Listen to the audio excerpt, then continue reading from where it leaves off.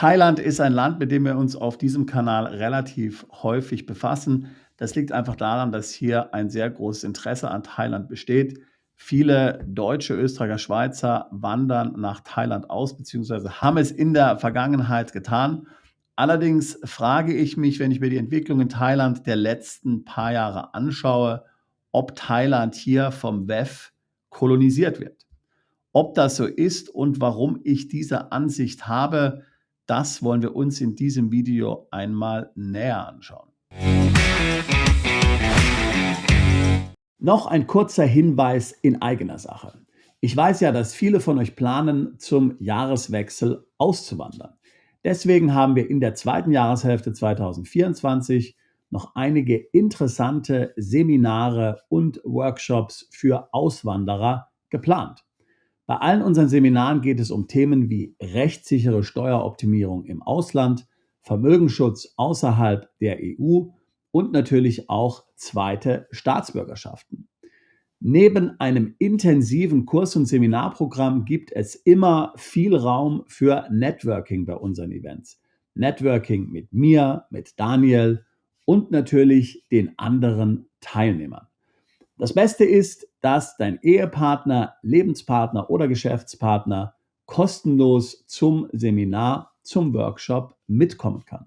Alle weiteren Informationen zu unseren Seminaren und Workshops findest du im ersten Kommentar zu diesem Video. Ich würde mich freuen, dich bei einem unserer Events dieses Jahr kennenzulernen.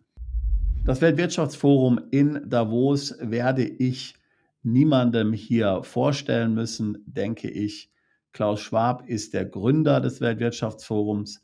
Das Weltwirtschaftsforum ist so ein bisschen eine Organisation wie Spectre in den James-Bond-Filmen. So kommt es einem wenigstens vor. Die wollen die Weltherrschaft hier haben. Natürlich nicht so direkt, aber eben durch Beziehungen, durch Einflussnahme auf Politiker. Hier geht es um Globalisierung, hier geht es dabei um die Macht der Konzerne und im Grunde genommen darum, die Freiheit des einzelnen Bürgers hier mit Füßen zu treten, wenn es eben der Macht der großen Unternehmen hier dient. Vielen Normalbürgern, die sich sonst mit solchen Themen nicht beschäftigen, ist das Weltwirtschaftsforum in Davos zunächst mal aufgefallen im Jahre 2016, als es eine Initiative gab seitens des WEF, wo man sich so die Zukunft vorgestellt hat, die ideale Zukunft, was wäre eine gute Zukunft, wie muss man sich die Welt im Jahre 2030 vorstellen. Und da gibt es eben so eine Vision, ja, die ist eben You own nothing and you will be happy. Also dir wird nichts gehören und du wirst glücklich sein. Dazu zeige ich euch mal hier diesen Blog-Eintrag. Welcome to 2030. I own nothing. I have no privacy and life has never been better. Also, ich besitze nichts, ich habe keine Privatsphäre mehr und das Leben war nie besser. Hier, wie gesagt, vom Weltwirtschaftsforum 2016 veröffentlicht. Und hier geht es um die Geschichte von Ida Auken, Parlamentarierin in Dänemark war sie zu der Zeit. Hier sehen wir auch ein Bild.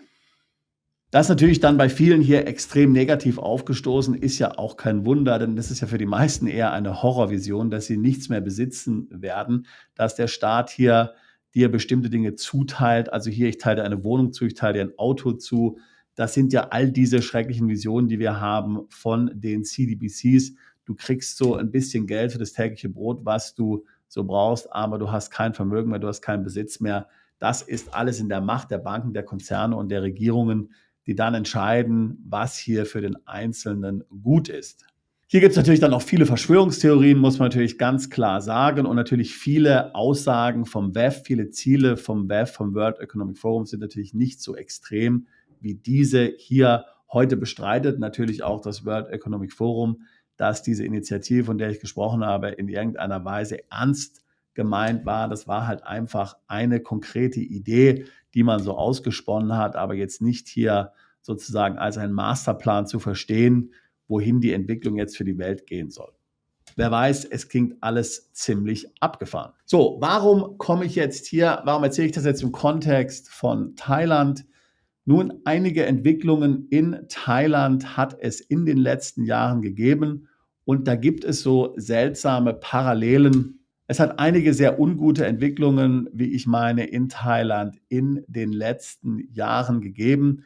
Und immer scheint da irgendwie auch das World Economic Forum eine Rolle zu spielen. Die jetzige Partei in Thailand ist ja erst seit wenigen Jahren an der Macht. Sie ist die Partei des ziemlich bekannten ehemaligen Premierministers Thaksin Shinawatra. Seine Tochter ist die aktuelle Premierministerin von Thailand. Davor war die Regierung wieder mal vom Militär kontrolliert. Das gab es in Thailand immer wieder. So eine Art friedlichen Militärputsch, das passiert immer dann in Thailand, wenn sich hier die Regierung zu weit von der königlichen Familie entfernt. Die Regierung vor der aktuellen Regierung hatte nichts mit dem WEF zu tun. Die hat auch dort nie teilgenommen an irgendwelchen Veranstaltungen, während Thaksin Shinawatra schon sehr lange hier letztlich ein Freund des WEF ist, schon vor vielen Jahren, schon vor 20 Jahren hier auf WEF-Veranstaltungen in Thailand gesprochen hat, in Asien gesprochen hat. Und auch in den letzten Jahren hat man vielfach die thailändische Regierung oder thailändische Regierungsmitarbeiter beim WEF in Davos gegeben, seitdem es eben diesen Regierungswechsel hier gab. Und was ist in den letzten Jahren in Thailand passiert? Also Thailand wird volles OECD-Mitglied werden. Thailand führt den internationalen Informationsaustausch nach OECD CRS teil. Thailand ändert das Steuersystem für Ausländer. Das heißt, Ausländer müssen jetzt auf einmal ihre Einkünfte versteuern, die sie ins Land hineinbringen. Es wird jetzt sogar davon geredet, dass man sein gesamtes Welteinkommen in Thailand versteuern muss. Also es wird noch schlimmer.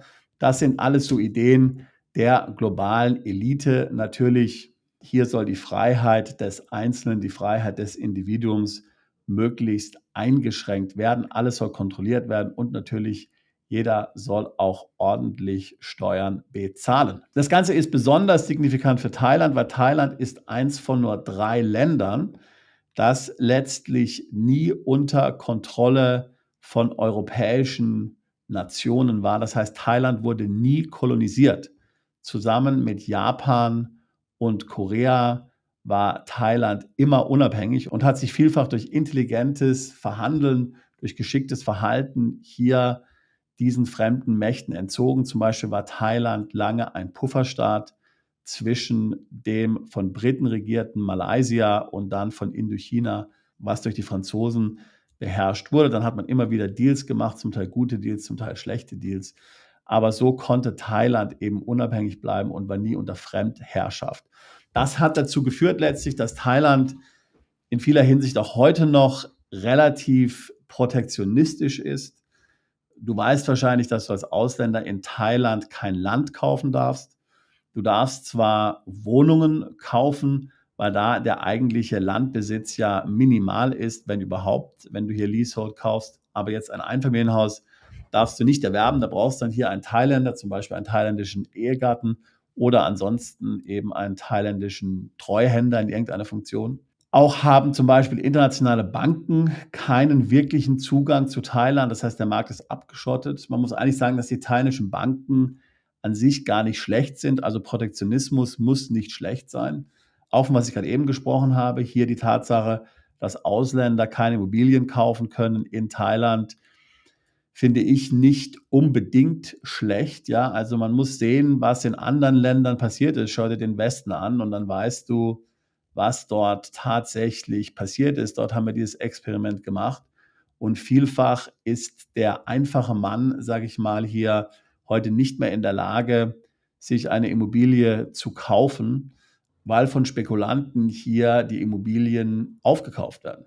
Also es muss nicht immer schlecht sein, Protektionismus, muss man ganz klar sagen. Um das Ganze jetzt noch zu untermauern, hat Thaksin, dieser ehemalige Premierminister eben, der immer noch so die graue Eminenz ist, hinter seiner Partei, natürlich möglicherweise auch hinter der Regierung seiner Tochter, hier vor kurzem Ende August eine Rede gehalten, die sehr weite Beachtung gefunden hat und die eben auch meine Vermutung hier letztlich Kolonisierung durch WEF-Ideen hier nur noch bestärkt. Es hat mich zunächst mal überhaupt gewundert, warum die Rede hier eines ehemaligen Premierministers so viel Aufsehen erregt hat. Hat er vielleicht was gesagt, was die aktuelle Regierung nicht laut sagen kann?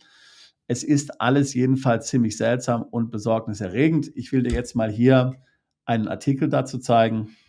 Hier wird also von dieser Rede gesprochen. Diese hielt er am 22. August im Siam Paragon.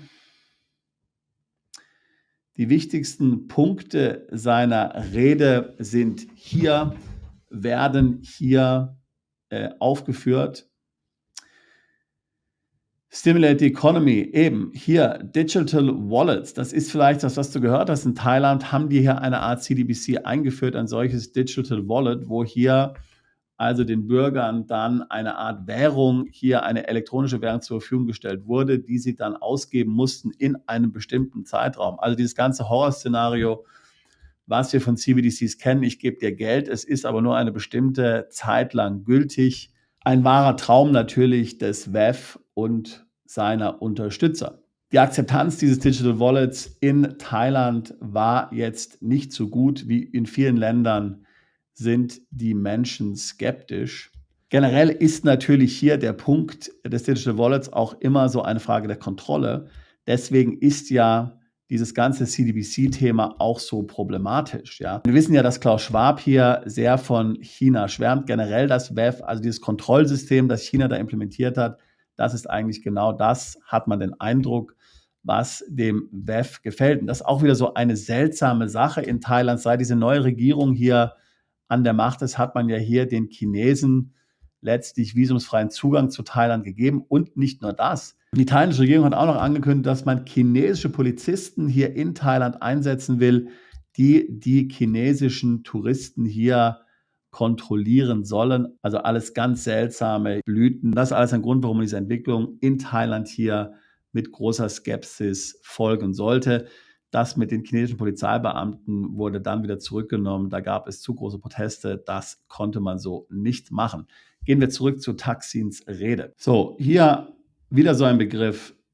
Large-scale public investments must address systemic issues. Ja, also wenn man diesen Begriff schon hört, systemic issues, dann ist man gleich hier an WEF-Publikationen erinnert, die immer hier von systemischen Problemen und Lösungen dann etc. sprechen. So, eins dieser Vorschläge ist dann hier in Bangkok, hier dann grüne Flächen zu schaffen und diese nur zugänglich zu machen durch öffentliche Verkehrsmittel.